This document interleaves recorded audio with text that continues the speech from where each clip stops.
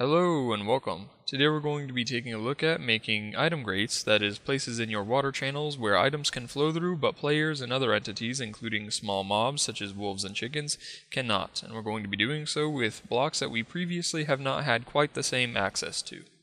So for our first quick example, we have a couple short water channels with chicken and wolf dispensers in the back and stairs and a slab in the front, both upside down.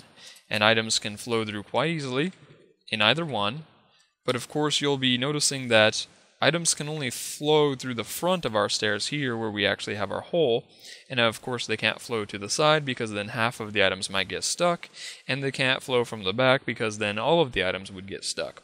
So you might be wondering, why use stairs if we have slabs that can do the job better? Well, it's an aesthetic choice. Because here, I'll show that we have a channel where we can watch the items flow through and then land on a pressure plate at our ending destination here. But on the other side, we have sort of an invisible channel. We have our water channel behind and upside down set of stairs, so we can't actually see the items flowing toward us, but we do get to see them when they reach their destination. So for example, on a PvP map or an adventure map where you want to hide your item spawn points, this would be ideal. And here we just have another aesthetic choice that I find interesting, which is to use stairs that are right side up and have those right underneath stairs that are upside down. That way when the items fall through from this dispenser into our water channel and fall through here, it acts as sort of a capture basket, and it just looks a bit interesting.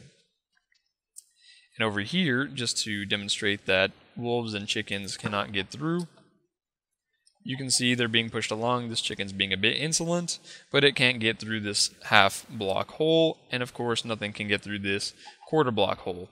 But I have not tested this with silverfish or slime, so if it doesn't work with those, well, I can't really say anything that you can do about it, but you shouldn't really be dealing with those anyway in most of your uses for item channels. And next we'll move on to some larger examples.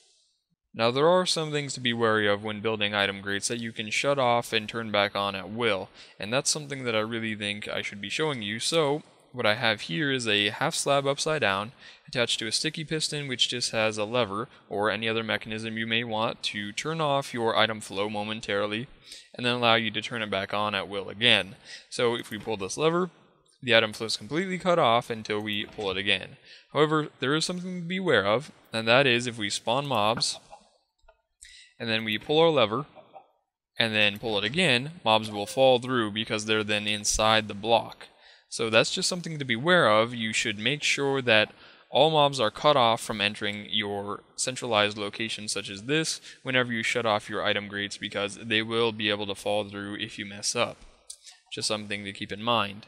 However, it is a really great way to have a centralized location where items fall through and land on your collection zone. Otherwise, just make sure that you cut off your mob spawning doors and that sort of thing beforehand.